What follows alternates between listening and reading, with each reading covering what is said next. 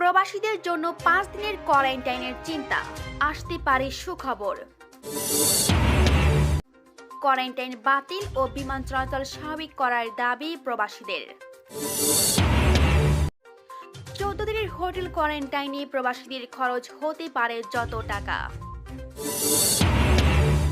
অবশেষে বাংলাদেশে উৎপাদন হতে যাচ্ছে মহামারী করোনা ভ্যাকসিন। প্রিয় দর্শক, এতক্ষণ শুনলেন সংবাদ শিরোনাম, এবার বিস্তারিত। পুরো সংবাদ জুড়ে আমি আছি আপনাদের সঙ্গে সাদিয়া জাহান। আপনি যদি এখনো আমাদের চ্যানেলটি সাবস্ক্রাইব করে না থাকেন তাহলে ভিডিওটিতে একটি লাইক দিয়ে এখনই সাবস্ক্রাইব করে বেল বাটনটি বাজিয়ে দিন আর দেখতে থাকুন সম্পূর্ণ ভিডিওটি। ওমান ও কাতার সহ অন্যান্য দেশ থেকে আসা প্রবাসীদেরকে বাধ্যতামূলক ১৪ দিনের হোটেল কোয়ারেন্টাইনে থাকতে হচ্ছে। তবে এই মেয়াদ কমিয়ে ৫ দিনে আনার চিন্তা ভাবনা করছে সরকার।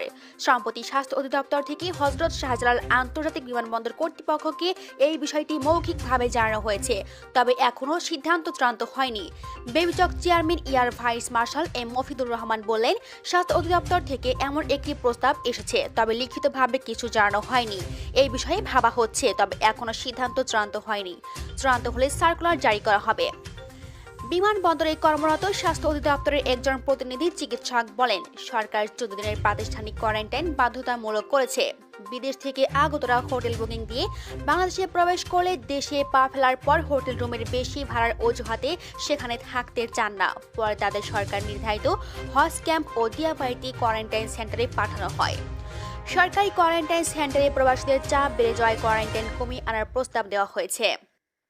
এদিকে বিশেষ নয়, আগের মতো স্বাভাবিক বিমান চলাচলের দাবি জানিয়েছেন ওমান প্রবাসী বাংলাদেশিরা। একই সঙ্গে প্রবাসীদের ১৪ দিনের প্রাতিষ্ঠানিক কোয়ারেন্টাইন বাতিলের আহ্বান জানিয়েছেন তারা। বাংলাদেশ করোনা প্রকোপ বেড়ে যাওয়ায় জারি হয়েছে কঠোর লকডাউন, বন্ধ রয়েছে আন্তর্জাতিক রুটে বিমান যোগাযোগও। তবে মধ্যপ্রাচ্যের বড় শ্রমবাজার সৌদি আরব, সংযুক্ত আরব আমিরাত, ওমান, কাতার সহ বেশ কয়েকটি দেশে প্রবাসীদের জন্য চালু হয়েছে বিশেষ বিমান। বিশেষ বিমানে বাংলাদেশ থেকে ফিরে কর্মস্থলে যোগ দিচ্ছেন প্রবাসীরা। তবে ঝামেলা বেঁধেছে ছুটিতে যাওয়া প্রবাসীদের ক্ষেত্রে। দেশে নিজ খরচে ১৪ দিনের প্রাতিষ্ঠানিক হোটেল কোয়ারেন্টাইনে থাকতে হচ্ছে, যা অনেক প্রবাসীর বহন করা অসম্ভব হয়ে পড়েছে। আর তাই হোটেল কোয়ারেন্টাইন ও বিশেষ বিমান বন্ধ করে স্বাভাবিক ফ্লাইট চালু করার দাবি জানিয়েছেন ওমানে বসবাসরত সাধারণ প্রবাসীরা। করোনার কারণে দীর্ঘদিন দেশে না যেতে পারে প্রবাসীরা এই ঈদে পরিবারের পরিজনের সঙ্গে ছুটি কাটাতে যাওয়ার জন্য প্রস্তুতি নিয়েছিলেন। তবে বাংলাদেশ সরকারের ঘোষণা অনুযায়ী দেশে ছুটিতে গেলে ১৪ দিনের প্রাতিষ্ঠানিক হোটেল কোয়ারেন্টাইনের কারণে পড়েছে চিন্তার ভাঁজ। এছাড়া বাংলাদেশের চলমান লকডাউনের মধ্যেও কাতার সহ অন্য আরও ৪টি দেশ থেকে প্রবাসীরা দেশে যাওয়ার সুযোগ পাচ্ছেন। তবে বাংলাদেশে যাওয়ার পরপরই প্রবাসীদেরকে থাকতে হচ্ছে ১৪ দিনের হোটেল কোয়ারেন্টাইনে। প্রবাসীদের কোয়ারেন্টাইন নিশ্চিত করার জন্য সরকার ২৮টি হোটেল নির্ধারণ করে দিয়েছে। এই হোটেলগুলোতে থাকতে হলে একজন প্রবাসীর খরচ হবে প্রতিদিন ৪ থেকে ৫ হাজার করে টাকা। ফলে অধিকাংশ হোটেলে ৩ বেলা খাবার সহ প্রতিদিন ৫,০০০ টাকা এবং খাবার ছাড়া প্রতিদিন ৪,০০০ টাকা খরচ হতে পারে। এই হিসেবে ১৪ দিনের কোয়ারেন্টাইনে খরচ হবে কমপক্ষে ৫৬,০০০ টাকা থেকে শুরু করে ৭০ থেকে ৮০,০০০ টাকা। অবশ্য হোটেল মালিকরা বলছেন, প্রবাসীদের খাতিরে ছাড় দিয়ে এই দাম ধরা হয়েছে। সরকার নির্ধারিত ২৮ হোটেলের যে কোনো হোটেলে বুকিংয়ের জন্য ওই হোটেলের নাম্বারে হোয়াটসঅ্যাপে প্রবাসীদের টিকিট এবং পাসপোর্ট কপি পাঠাতে হবে, অথবা ইমেইলে বা হোটেলের ওয়েবসাইট থেকে যোগাযোগ করা যাবে। বুকিং দেওয়ার সময় একদিনের ভাড়া অগ্রিম পরিশোধ করতে হবে। এবং অবশেষে বাংলাদেশে উৎপাদন হতে যাচ্ছে মহামারী করোনার ভ্যাকসিন। ফর্মুলা গোপন রাখার শর্তে রাশিয়ার তৈরি করোনা ভ্যাকসিন স্পুটনিক ৫ উৎপাদনে রাশিয়ার সঙ্গে চুক্তি করেছে বাংলাদেশ। একই সঙ্গে দেশটি থেকে কিছু ভ্যাকসিন নগদ অর্থেও ক্রয় করবে বাংলাদেশ সরকার। বৃহস্পতিবার ২২ এপ্রিল গণমাধ্যমকে এই তথ্য জানান পররাষ্ট্রমন্ত্রী ডক্টর এ.কে আব্দুল মোমেন। মন্ত্রী বললেন, আমাদের সঙ্গে রাশিয়ার যে চুক্তি হয়েছে সেখানে আমরা বলেছি যে কিছু আমরা ক্যাশ দিয়ে কিনব, আর কিছু এখানে স্থানীয়ভাবে উৎপাদন করব। আমাদের দেশের কিছু ফার্মাসিউটিক্যালস কোম্পানি রাশিয়ার সহায়তা ভ্যাকসিনটি উৎপাদন করবে। তবে শর্ত হচ্ছে এই ফর্মুলা আমরা কাউকে দিতে পারবো না। কবে নাগাদ দেশে রাশিয়ার ভ্যাকসিন উৎপাদন আর ক্রয় করা ভ্যাকসিন আনা হচ্ছে জবাবে পররাষ্ট্রমন্ত্রী মোমেন বললেন, রাশিয়ার সঙ্গে আমাদের ভ্যাকসিন উৎপাদন বিষয়ে সমঝোতার চুক্তি হয়েছে। পররাষ্ট্র মন্ত্রণালয় এখানে লাইন মিনিস্ট্রি হিসেবে কাজ করেছে, আর বিষয়টি নিয়ে বিস্তারিত আলাপ করে সমঝোতা করেছে স্বাস্থ্য মন্ত্রণালয়। তবে উৎপাদন আগামীকাল থেকেই শুরু করা যাবে না, এর জন্য সময় লাগবে। কবে আনা যাবে এটা এখনই বলা যাচ্ছে না। তবে রাশিয়ার ভ্যাকসিনের দাম অনেক বেশি।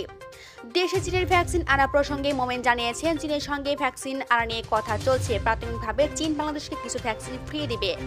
সংখ্যাটা 5 থেকে 6 লাখের মতো হতে পারে।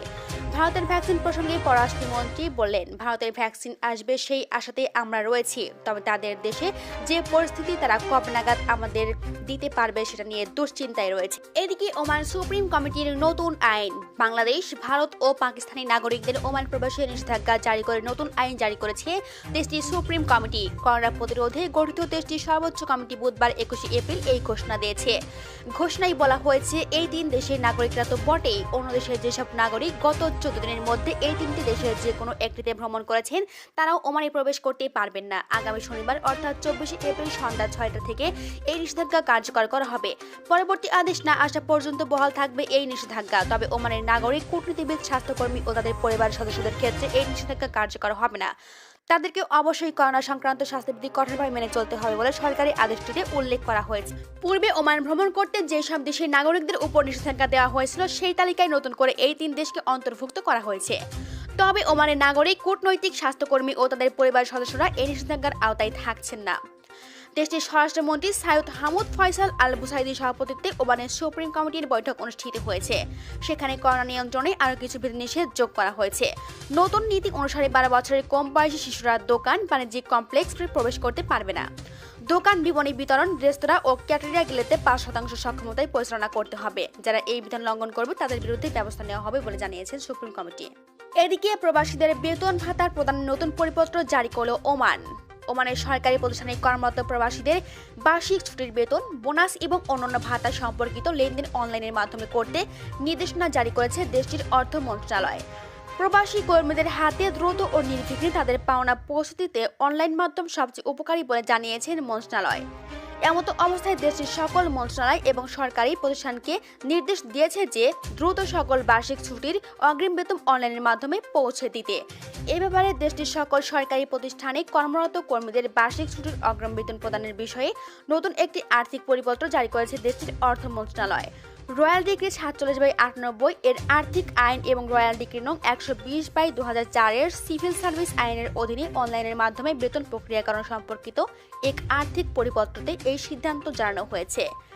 এছাড়াও অভ্যন্তরীণ নিরীক্ষা বিভাগকে জনগণের স্বার্থে আর্থিক সার্কুলার দেওয়ার নির্দেশনাবলী পুরোপুরি মেনে চলার জন্য সকল মন্ত্রণালয় ও সরকারি প্রতিষ্ঠানের প্রতি আহ্বান জানিয়েছেন অর্থ মন্ত্রণালয়। এদিকে বাংলাদেশকে করোনা টিকা উপহার দিবে চীন। পররাষ্ট্রমন্ত্রী ডক্টর একে আব্দুল মোমেন বলেছেন, চীন বাংলাদেশকে 5 লাখ টিকা উপহার দিবে। বৃহস্পতিবার নিজ বাসভবনে সাংবাদিকদের মুখোমুখি হয়ে কথা বলেন পররাষ্ট্রমন্ত্রী। সাংবাদিকদের বললেন, টিকা নিয়ে চীনের সঙ্গেও আলোচনা চলছে। চীন আমাদের 5 লাখ টিকা উপহার দিবে। বাংলাদেশের চীনা শিক্ষার্থী ও চীনের সঙ্গে যারা ব্যবসা করেন তারা অনেকেই চীনের টিকা নিতে আগ্রহী। এর আগে রূপপুর পাওয়ার প্ল্যান্টে কর্মরত রাশিয়ানরা রাশিয়ার টিকা নিয়েছে বলেও জানিয়েছেন মন্ত্রী। সর্বশেষে ওমান সহ মধ্যপ্রাচ্যের বিভিন্ন দেশের নিউজ আপডেট পেতে আমাদের চ্যানেলটি সাবস্ক্রাইব করে পাশে থাকা বেল বাটনটি বাজিয়ে দিন। ধন্যবাদ সবাইকে।